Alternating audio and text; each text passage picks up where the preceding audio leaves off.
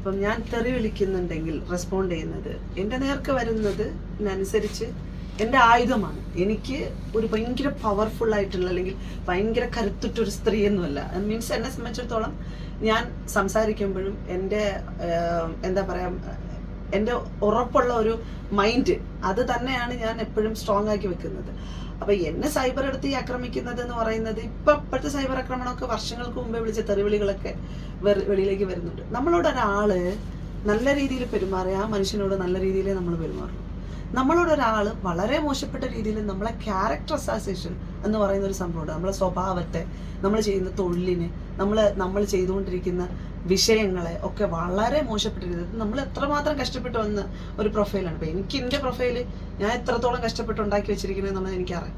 അപ്പം ആ ഇടത്ത് വന്ന് അനാവശ്യമായിട്ട് നമ്മളെ ക്യാരക്ടർ അസാസിനേഷൻ വരെ ചെയ്യുന്ന സാഹചര്യത്തിൽ എനിക്ക് റെസ്പോണ്ട് ചെയ്തേണ്ടി വന്ന സാഹചര്യങ്ങളാണ്. അപ്പം എന്നെ സംബന്ധിച്ചിടത്തോളം ഇറ്റ്സ് എ റിയാലിറ്റി ഷോ. ഒരുപാട് ആളുകൾ കാണുന്നത് കൊണ്ട്, ഹ്യൂജ് ഓഫ് ഓഡിയൻസ് ഇതിനകത്തുള്ളത് കൊണ്ട് ഈ വിഷയം ചർച്ചയാക്കപ്പെടുന്നത്. എന്നെ സംബന്ധിച്ചിടത്തോളം ബിഗ് ബോസിൽ അപ്പുറത്തേക്കൊക്കെ എനിക്ക് ഭയങ്കര എക്സ്ട്രീം ലെവലിലുള്ള ഒരുപാട് കാര്യങ്ങൾ ചെയ്യുന്ന ഒരാളാണ് ഞാൻ.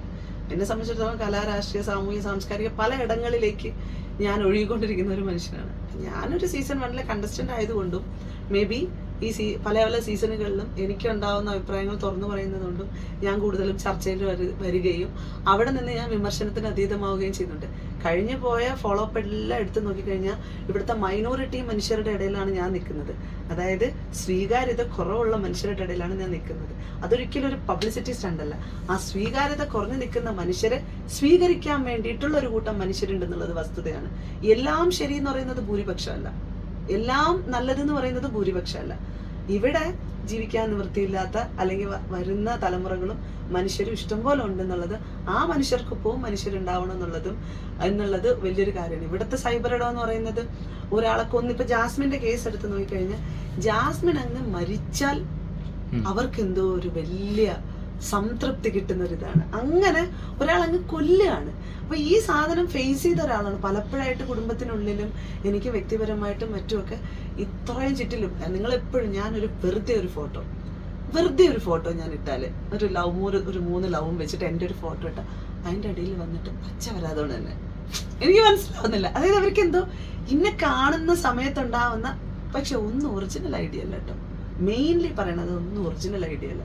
എന്നാൽ പൊതുവിടത്തിലേക്ക് നമ്മൾ ഇറങ്ങുമ്പോൾ നമുക്ക് കിട്ടുന്ന സ്വീകാര്യത വേറെയാണ്. ഒരിക്കലും ഈവൻ ഇപ്പം നിങ്ങളൊക്കെ വന്നിരുന്ന് സംസാരിക്കുമ്പോഴും നമ്മൾ എന്തൊക്കെ പറഞ്ഞത് ഇത് ഓടുമ്പോൾ അതിൻ്റെ അടിയിൽ വരുന്ന കമന്റ്സുകളാണ് പ്രശ്നം. അല്ലാതെ ഈ ചുറ്റിനും നിൽക്കുന്ന ആളുകൾ ഇപ്പം പ്രസക്തി ഇല്ലാത്തത് കൊണ്ടിട്ട് നിങ്ങൾ എൻ്റെ അടുത്ത് കമ്മ്യൂണിക്കേറ്റ് ചെയ്യാൻ വരും. പ്രസക്തി ഉള്ളത് കൊണ്ടാണല്ലോ നിങ്ങൾ എൻ്റെ അടുത്ത് സംസാരിക്കാൻ വരുന്നത്. അല്ലെങ്കിൽ എൻ്റെ ആവശ്യം നിങ്ങൾക്ക് ഉണ്ടോ?